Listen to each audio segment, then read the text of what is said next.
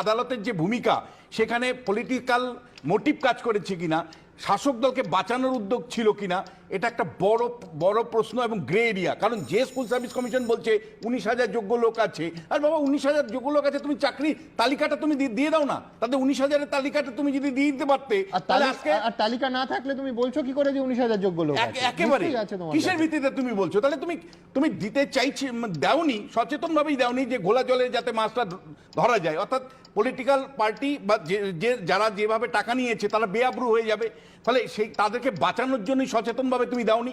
এবং রেসপন্সিবিলিটি যদি কারো হয়, স্কুল সার্ভিস কমিশন কোনো মতেই দায় এড়াতে পারে না।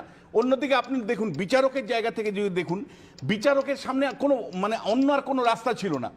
তার কাছে স্কুল সার্ভিস কমিশন যেহেতু তালিকা দেয়নি, এইরকম অবস্থা বিচারকের কাছে যদি ন্যায় বিচার পৌঁছাতে হয়, তো 23 লক্ষ যারা আবেদন করেছিল তারা কি অন্যায় করেছে